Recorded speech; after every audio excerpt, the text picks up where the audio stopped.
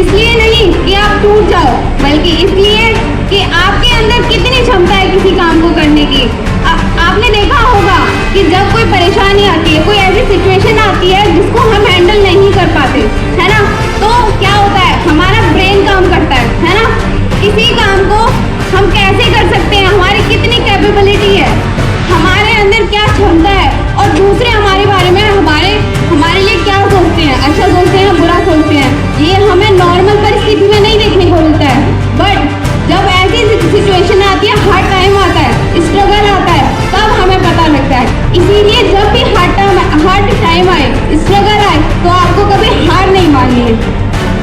Thank you, have a nice day. पूरे भारत को, सारे बच्चों को, लोगों को, सबको गर्व होना चाहिए।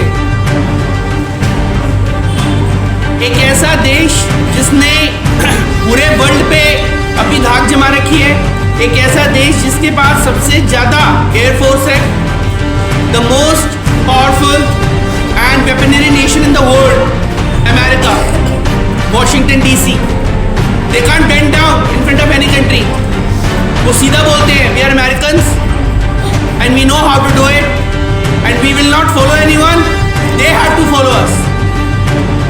वो अपने कानून बनाते हैं, टैरिफ्स बनाते हैं। अभी 2 दिन पहले डोनाल्ड ट्रंप ने इंडिया के ऊपर जो 50% टैरिफ लगाया था कि इंडिया का सामान जो अमेरिका में बिकेगा 50% टैरिफ लगने के बाद बिकेगा, उस 50% को सीधा 18% पे ले आया। आज तक किसी कंट्री के सामने नहीं झुका था, मगर उसको ये समझ में आना चाहिए था कि ये हिंदुस्तान है, ये नया हिंदुस्तान है, ये नहीं झुकेगा। Please clap for our prime minister.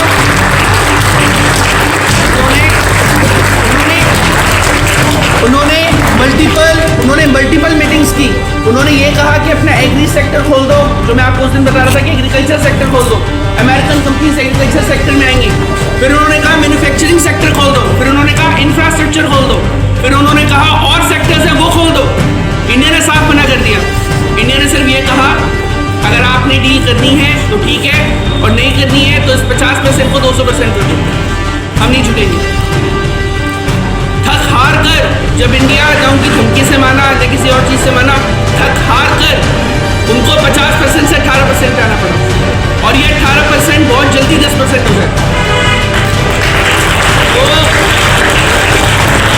इससे एक प्रैक्टिकल एग्जाम्पल था, इससे एक चीज़ सीखने को मिलती है, that believe in your intuition, believe in your strength, believe in your hard work.